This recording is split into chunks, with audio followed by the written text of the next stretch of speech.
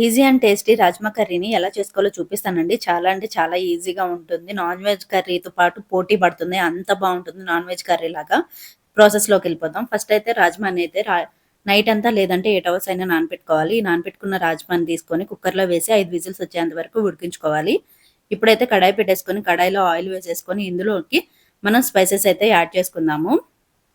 ఇందులోకి షాజీరా, ఇంకా బిర్యానీ ఆకు, చెక్క, లవంగం, ఇంకా ఇలాచీ కూడా వేసేసుకొని ఒకసారి అయితే స్పైసెస్ అన్నీ బాగా వేగించుకోవాలి. దీంట్లోనే 2 పచ్చిమిర్చి, ఒక ఉల్లిపాయ అనేది కూడా కట్ చేసి వేయించుకోవాలి. ఇవి కూడా బాగా వేగిపోయిన తర్వాత ఇందులోనే అల్లం వెల్లుల్లి పేస్ట్‌ని కూడా వేసేసి పచ్చివాసన పోయేంత వరకు వేయించుకోవాలి. ఇందులోనే 5 లేదా 6 టమాటాలని ప్యూరీ చేసుకొని పక్కన పెట్టుకోవాలి. ఆ ప్యూరీని కూడా వేసేసి ఒకసారి అయితే మిక్స్ చేసేసుకొని 5 మినిట్స్ అనేది ఉడికించుకోవాలి. ఆయిల్ సెపరేట్ అయ్యేంత వరకు. ఆయిల్ కూడా సెపరేట్ అయిపోయిన తర్వాత ఒకసారి అయితే కలిపేసుకుందాము.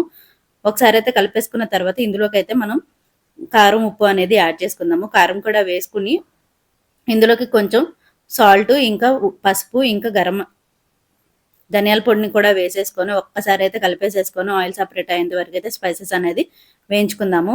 ఇప్పుడైతే వేయించుకున్న తర్వాత రాజ్మాని అయితే డైరెక్ట్‌గా నీళ్ళతో సహా వేసేసుకోవాలన్నమాట.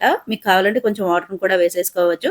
ఇంకా సిమ్‌లో పెట్టేసేసుకొని ఇప్పుడైతే మీ దగ్గర కొత్తిమీర ఉంటే కొత్తిమీర వేసుకోండి. లేదంటే కస్తూరి మేతిని కొంచెం వేసుకొని సిమ్‌లో పెట్టేసి 5 మినిట్స్ అనేది ఉడికించుకుంటే లో ఫ్లేమ్‌లో మనకి రాజ్మా కర్రీ అనేది రెడీ అయిపోతుంది. ఎంతో టేస్టీగా ఉండే రాజ్మా కర్రీ చాలా ఈజీ అండ్ టేస్టీగా ఉంటుందండి. డెఫినెట్లీ ట్రై చేయండి. ఎవరైనా సరే ఇప్పటి వరకు కష్టం నాకు రాజ్మా కర్రీ అంటే చాలా పెద్ద ప్రాసెస్ అనుకున్న వాళ్ళైతే డెఫినెట్లీ ట్రై చేయండి.